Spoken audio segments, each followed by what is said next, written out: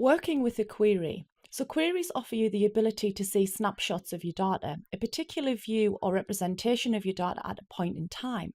So there are three main views within a query. The design view, where you specify what data you wish to see in the snapshot.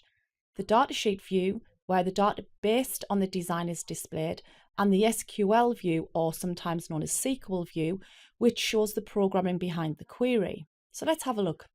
I'm going to work with the same file, or you can open the file Creating Queries too. So double click on Query Employees to see the query in the datasheet view displaying the data. Once you can see that view, click on the Home tab and click on the top half of the view in the Views group to toggle between Design and Datasheet. We can select the SQL view to see the SQL code required behind the scenes to create the query.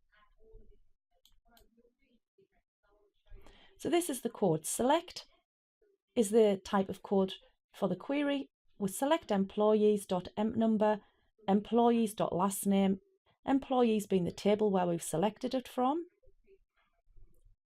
which tells you here. I wouldn't worry about looking at your SQL code unless you're really serious about getting into programming.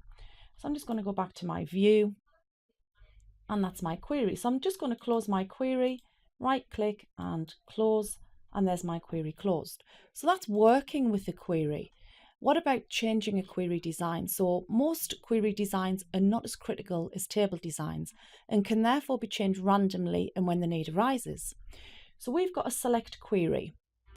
Where you're trying to extract matching data and run the query using a trial and error approach, it's very easy to experiment. You can modify your query until you get the perfect solution. So we're going to use the previous file, or you can open the file Creating Queries 3. So in the navigation pane, we're just going to right click on Query Employees. And once we've done that, we want to go into the design view. So we're in the back end now. So we can then work with our query and modify it. So I'm going to single click in my field, and I've just got a list in my drop down arrow, and I can just insert weekly hours. Or what I can do is double click, scroll down and double click and find salary. If I want to insert a column on my query design, all I need to do is insert column. And once I've inserted my column, I can use my drop down arrow, and then I can go to Started and insert another field. So this is me just modifying my query. So once I've done that, I'm just going to run my query, and you can see now I've got the additional columns. Remember your truncated data? Just double click and you can open up your column. So you can delete a field from a query grid by clicking on it and then clicking on Delete Columns in the Query Setup group on the Home tab. So if I just go back and I'm on my Home tab, there's my delete.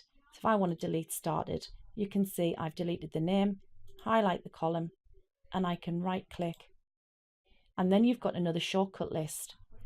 So if I want to close down, I just close, yes, and it's closed for me. So that's using your shortcut, and that's changing a query design.